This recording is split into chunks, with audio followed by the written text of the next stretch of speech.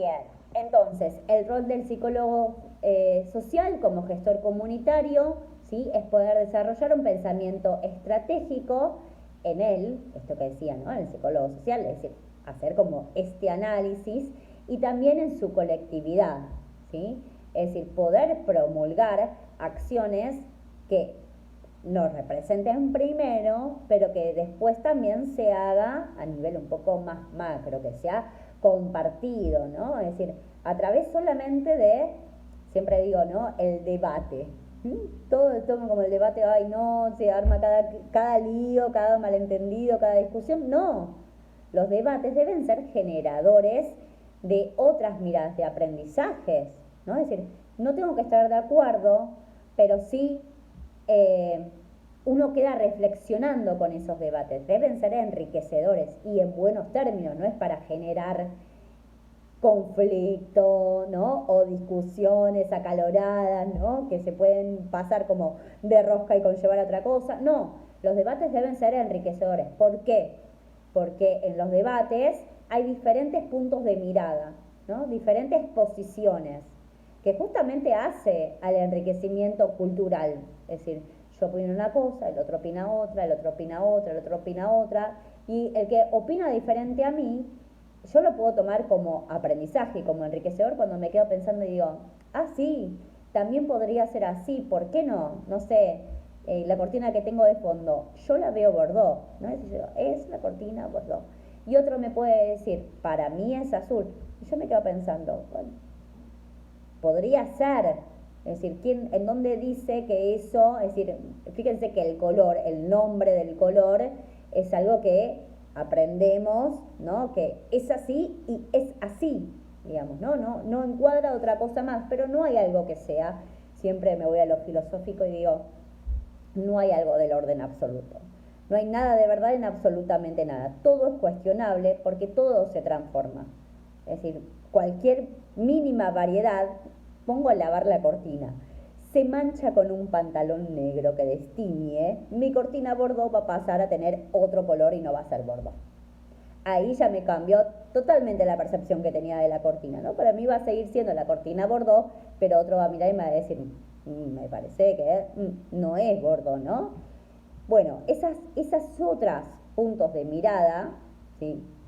Sí, todo cambio se potencia, tal cual. No hay nada que sea absoluto como verdadero, ¿no? Todo es para cuestionar. Bueno, al menos para mí de esa manera, ¿no? Como todo es para cuestionar. Una ecuación matemática que decimos es así, el método científico tiene algo de mucha rigidez, ¿no? Es así, es así, es así, prueba, error, ensayo, es así. No, no es así, digamos, porque los números de hecho son infinitos, o sea, no hay algo como que termine acá, y cualquier mínima variedad puede modificar toda una ecuación, cualquier cosa, es decir, no es tan sencillo. Entonces, por eso digo, ni siquiera aún comprobado científicamente algo puede quedar como absoluto, ¿no? Como decir, verdadero, ponele mi firma, que esto es así. ¿Sí? Todos tenemos diferentes percepciones porque todos venimos de historias diferentes, con experiencias diferentes, con un montón de cosas diferentes que va a hacer que no sean las mismas miradas. Y eso es lo que enriquece, ¿no? Si yo voy al campo, ¿no? Yo observo una problemática, tengo otra compañera, ¿no? Que está mirando lo mismo, pero inclinó la cabeza un poquito para la derecha y vio otra cosa, ¿no? Que yo no lo vi porque mi punto de percepción era directo. Mi compañera giró la cabeza y ya vio otra cosa. Y eso va a ser enriquecedor. Si yo me quedo, no, si estamos mirando lo mismo y yo vi esto, no me cuadra, me cierro, ¿sí? Y no puedo aprender de esa manera, ¿sí? Bien, entonces decía, el psicólogo social también tiene capacidad de coordinación y de negociación dentro de su propia organización y fuera de la organización con otras organizaciones e instituciones, ¿no? Tenemos una mirada crítica acerca de los grupos, de cómo funcionan, ¿no? Esto que decía del análisis institucional, que me parece uno de los puntos claves para poder también intervenir óptimamente, ¿no? Hacer como este análisis previo de implicación, por qué yo me implico en este campo, qué significa para mí este campo, qué significación le otorgo a este campo, ¿sí? Para poder accionar, ¿no? Es decir, tenemos este ejercicio de coordinación, de aportar herramientas para transformar diferentes realidades sociales que no se quedan en lo inmediato, ¿no? De donde yo parto, es decir, esta organización donde pertenezco, sino que se amplían, ¿sí? Y esto que decía en torno a sentirme extranjero en otro lugar, ¿no? Que no es el mismo, que no es de mi comodidad. Y eso está bien, es decir, porque si yo me instauro desde mi campo solamente, ¿no? Es decir, estoy en una zona de confort que no genero ningún cambio. Sin embargo, un extranjero aporta otras miradas que yo no puedo aportar porque están naturalizadas, ¿no? Dentro de lo que es psicología institucional, esto se llama institucionalización, ¿no? Que tiene que ver con justamente naturalizar ciertos ideales y ciertas nociones, y eso nos nubla, ¿no? Es decir, yo creo que es verdadero y que es correcto hacer filas en el colegio. No sé, me parece bien, ¿no? Alguien de afuera no puede decir, me parece que la fila así no va, ¿no? Y puede dar su argumento coherente. Alguien que no está involucrado, yo lo he naturalizado tanto, ¿sí? También se llama instituido a esto, ¿no? Es decir, que promulgan las instituciones, lo he naturalizado de tal forma que lo asumo como correcto. Pero alguien ajeno, de afuera, puede aportar otra mirada que yo no puedo ver. Y eso es lo que hace el psicólogo social, justamente, ¿no? Aportar otras miradas que están ciegas a los ojos de los otros, que conforman esa organización, esa institución, ese marco demográfico, político, social, exclusivo, ¿no? Reducido. Y entonces yo puedo, de afuera, observar otras cosas que allí dentro no se están pudiendo observar. Y es lo que traba, ¿no? Justamente es el emergente que el psicólogo social va a rescatar, ¿sí? Aquello que los otros no pueden observar, ¿sí? Por eso le decía que es importante como este análisis previo, ¿sí? Y además, en torno a esto, se genera también, en torno a esto de lo negado, lo cegado, lo que no puedo ver, ciertos imaginarios sociales, ¿no? El imaginario social tiene que ver con esto, con algo que es tan naturalizado, ¿no? Y que es compartido además por esos miembros de la comunidad, que siempre piensan que es de esa manera, ¿sí? Y que no puede la comunidad visualizar otros cambios. Y ahí es donde el psicólogo social va a intervenir. ¿Cómo? ¿Sí? Justamente con capacidad de administrar la contingencia, la complejidad y la incertidumbre. Esto de la incertidumbre me parece clave. Siempre estemos abiertos a las preguntas, digamos, ¿no? Y también tener la certeza, o la certeza no sería como la noción, ¿no? O el pensamiento de que nunca vamos a obtener todas las respuestas. Porque si yo me introduzco al campo social, que como decía, todo es variable, todo es dinámico, no hay nada en lo absoluto, ¿no? Si yo me introduzco al campo social solamente con el fin de encontrar respuestas, por ese camino no es, digamos, ¿no? Porque todo es tan variable que siempre surgen nuevas preguntas.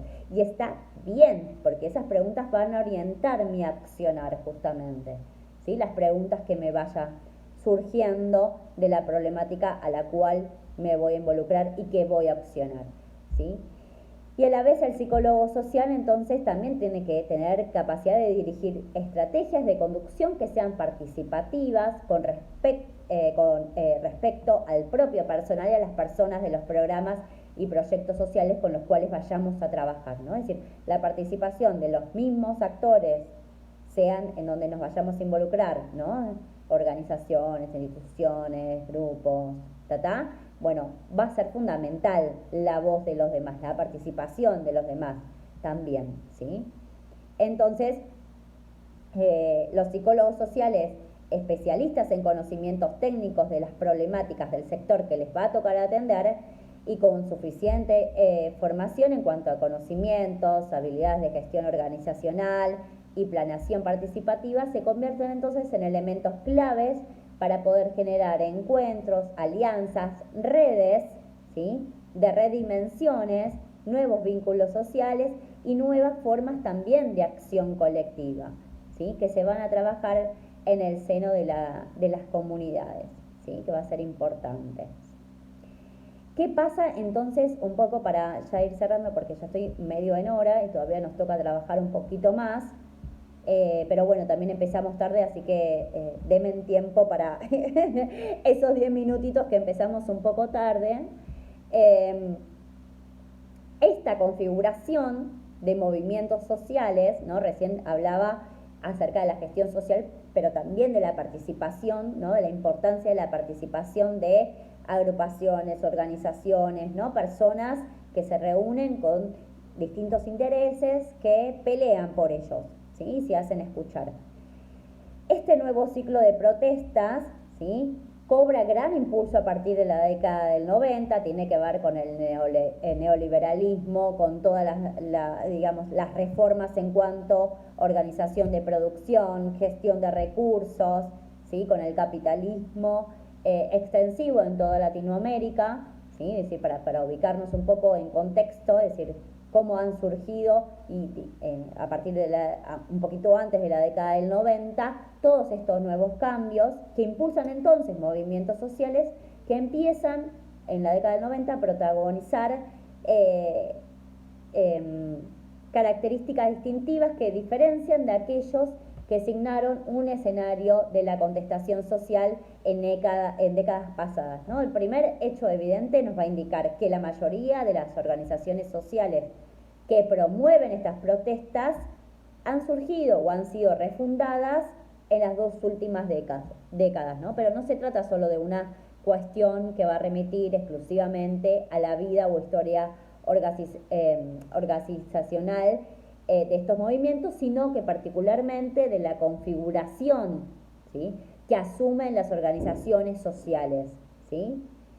El análisis de estas experiencias, y particularmente el entendimiento y conceptualización de las novedades de dichos movimientos, plantean que el discurso histórico de la acción colectiva, de la contestación social, constituye uno de los centros de atención de la elaboración del pensamiento social latinoamericano actual, ¿sí? Fíjense que esto que decía, en la medida en que ciertas organizaciones sociales empiezan a protestar, ¿sí?, contra ciertas reformas que se empiezan a impulsar a partir de la década del 90, no solo están hablando por ellas, ¿no?, por quienes forman parte de esta organización, están hablando por la población también, ¿no? Pensemos en las grandes crisis, ¿no?, en las grandes crisis económicas y sociales que atravesó nuestro país, la masiva cantidad de gente, ¿no?, que se reúne en Plaza de Mayo, ¿no?, etcétera, que son muchísimas personas reunidas, ¿no?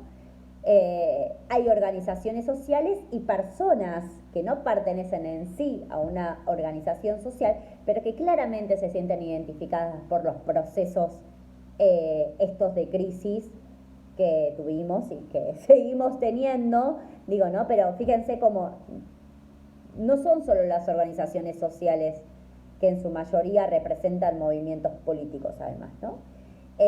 Sino que también asumieron, ¿no?, este rol de acción otras personas no involucradas directamente con sectores, con organizaciones sociales, pero que claramente a partir de la crisis se sintieron identificados, ¿no?, y que salieron a la calle a protestar, no sé, porque se quedaron sin trabajo, porque, bueno, la plata no les alcanza, bueno, todas estas cuestiones que nos siguen atravesando hoy en nuestros días, ¿no?, en nuestro contexto. Pero esto que hacía hincapié, ¿cómo entonces se reúnen las personas? ¿Quiénes generan primero los encuentros masivos? Las organizaciones sociales, ¿sí?, que se organizan, justamente, la organización tiene que ver con esto, ¿no? Se organizan en torno a a dónde vamos a ir, qué vamos a hacer, qué medios, qué recursos necesitamos, etcétera, etcétera, etcétera, quería decir, y empiezan a divulgar este accionar, y es en esa divulgación que otros miembros de la sociedad con los cuales se comparte identidad cultural dicen, yo voy a apoyar esto, a mí también me pasa. Eso que pasa sobre todo cuando hay grandes crisis, en realidad tendría que estar para todo, ¿sí? Para todo aquello que uno necesite, en realidad cualquier protesta, cualquier gestión que involucre a todo el pueblo, ¿sí? No solamente a algunos. Muchos movimientos sociales, ¿sí? De base territorial, tanto, por ejemplo, en el mundo rural como en el espacio urbano, ¿sí? Han emergido en el escenario latinoamericano, constituyéndose en algunos casos en relación a su identidad étnico-cultural, como por ejemplo los movimientos indígenas, ¿no? También en referencia a sus carencias, ¿sí? Los que, por ejemplo, no cuentan con una vivienda digna, ¿sí? Y la emergencia también de poderosos y arraigados movimientos indígenas y campesinos que alcanzan una significación e influencia nacional y regional, y también una capacidad de interpelación y articulación con sectores sociales urbanos en la confrontación con el régimen neoliberal, ¿sí? Que resulta el hecho más conocido de estas experiencias, las grandes luchas, ¿no? Es decir, en resumen, las grandes luchas entre el campo y quienes sacan provecho de esto, ¿no? Si nos pensamos un poco en el contexto acá en Argentina, ¿no? Es decir, Argentina es uno de los países más ricos, ¿sí? En cuanto a producción agricultural, ¿sí? En cuanto también cosechas, es decir, producimos un sinfín de materia prima, ¿sí? Y tendríamos que ser el país más rico del mundo casi, si no me quedo corta con eso, es decir, a través de todos los bienes que las tierras generan, pero que sin embargo, ¿no? A todo esto que producimos, en realidad siempre se le busca la exportación, ¿no? Y genera la tierra grandes ganancias que no los ven los dueños de los campos, no los ven la gente que trabaja en el campo, ¿no? La gente que después consume esos alimentos, ¿no? Sino que todo viene dolarizado, ¿no? Le preguntas, ¿por qué? ¿Qué genera eso? ¿Sí? Y tiene que ver con este sinfín, digamos, de apropiación de bienes que son recursos naturales, pero con el fin de otros obtener ganancias, ¿sí? No nosotros, sino los que producimos, sino otros, ¿sí? Y a partir de estas luchas, que vienen de hace mucho tiempo atrás, ¿no? Son los que empiezan a generar estas organizaciones, impulsan estas organizaciones sociales en forma de justamente reclamo, ¿no? Bueno, hay muchos ejemplos y hay muchas situaciones que nosotros hemos vivido a lo largo del tiempo, ¿sí? En nuestra sociedad. La experiencia de movimientos territoriales, ¿no? Por la lucha de la tierra, por ejemplo, cómo se ocupan esas tierras, ¿sí? De hecho, ahora también recientemente, no me acuerdo la ciudad precisa, ¿no? Pero que se ha dado a conocer en estos últimos días la apropiación de tierras en lo que tiene que ver en Mendoza, lindando ahí con la cordillera chilena, ¿no? Que eran tierras también de pueblos indígenas y que ahora también se están tomando grandes empresarios, ¿no? Y poderes políticos de nuestro país para sacar provecho también de esas tierras. Fíjense cómo sigue pasando en nuestros días, no es algo ajeno, pero no es algo que todos conozcamos tampoco, ¿no? Es decir, o que todos luchemos para que esto no suceda, ¿no? Para que estas fuerzas no asuman, por ejemplo, el control de esas tierras que tampoco les pertenecen, ¿no? Digamos, es un sinfín de luchas, ¿sí? De tironeo de poderes sobre todo, ¿sí? Alguien que habla muy bien de esto, ya como para ir terminando con la parte de la clase teórica, que habla muy bien acerca del capital, de la lucha de poderes, de lo que es el ejercicio del poder en torno a los distintos campos que comprometen a una sociedad. Es un sociólogo muy conocido, que es Bourdieu, y que él habla, bueno, en términos, no es muy difícil poder entenderlo, pero que habla justamente de estas luchas, de estos campos, y también habla de esta identidad cultural compartida que genera justamente cambios, que generan modificaciones, ¿sí?